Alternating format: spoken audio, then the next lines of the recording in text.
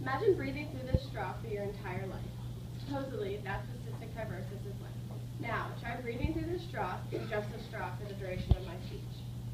Yes, cystic fibrosis is classified as a lung disease, but it really affects everything in your whole entire body.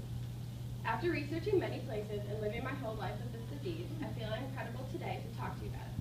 With information from Dr. Paul Comer from the Albany Medical Center and CFF.org and the cystic fibrosis article on medicinenet.com. Does anyone know anyone with cystic fibrosis or ever heard of it before? Some of you, okay. Well, today, if not, then you're going to get a first-hand explanation of what it is and how it affects me and thousands of others people. Today I'm going to inform you all about 1, the signs that you may have cystic fibrosis, 2, what the disease is, and 3, the medicine and treatments that are necessary for living with the disease. With that being said, I'll now go into more detail about how to diagnose cystic fibrosis. The first thing I'm going to tell you are the signs that you have CF.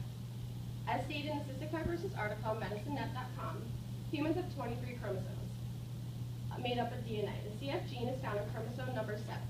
It takes 2 copies of a CF gene, one inherited from each parent, to receive CF. Sign number 1, your child has cystic fibrosis. If you're eating more than any other normal baby and not gaining any weight at all, it's just going right through your body and you're just not gaining any of the nutrients, that's the first sign.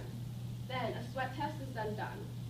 When a child is young, when a parent kisses the skin of a CF baby, you can kind of taste the saltiness, and that's one of the other symptoms that you have CF.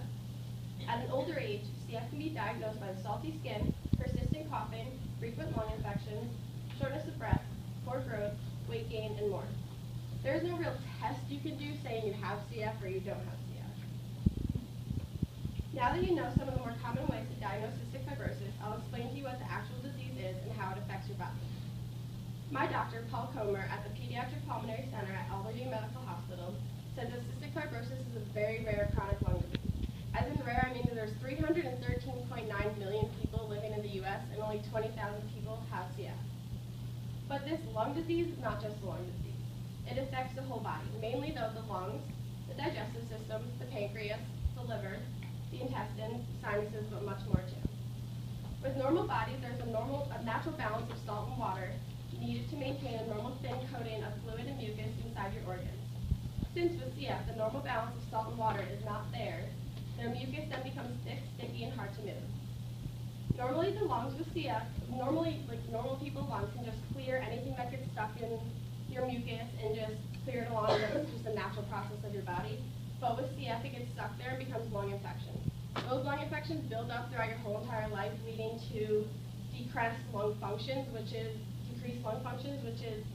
the amount of air you take in with every breath you take.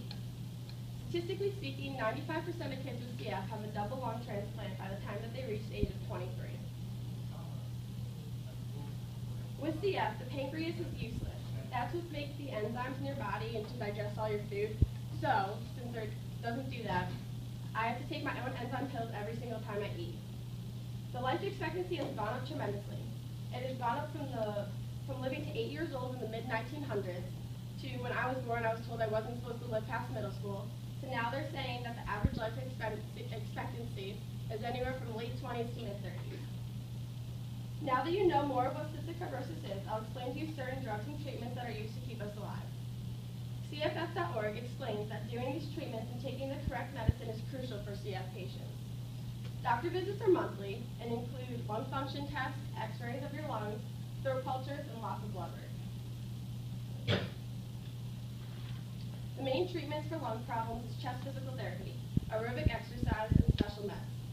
Chest physical therapy comes in numerous different ways to do it. Usually, though, you can do it with the vest with tubes in it that vibrates your lungs and moves everything around like up there. Or there's a little handheld machine that you can do it too. It does the same exact thing. Medicines include oral, inhaled, and IV drugs. Hours are spent daily with the nebulizer and inhaled drugs, and it's weird to think that these medicines are actually toxic to the human body, yet at the same time they're saving our life. When you get sicker, usually oxygen is needed by tubes up your nose, and when you're very sick, numerous weeks on end and sometimes months are spent in the hospital per year. When these things all start to fail, lung functions get worse, and then the lung transplant is needed. Now that you know the time and the work it takes to keep healthy, let me leave you with some concluding remarks. Cystic fibrosis is a very complex disease that nobody ever wants. Knowing more about CF now, you should know how to diagnose it and what to look for, know more about the disease itself, and all the time it takes to stay healthy. Now, those of you who are still breathing through the straw, imagine doing that for your entire life. I don't know any different, but it can get pretty rough, though. The goal is one day that CF doesn't stand for cystic fibrosis. It stands for cure found. When that day will come, who knows, but it's getting closer and closer every day.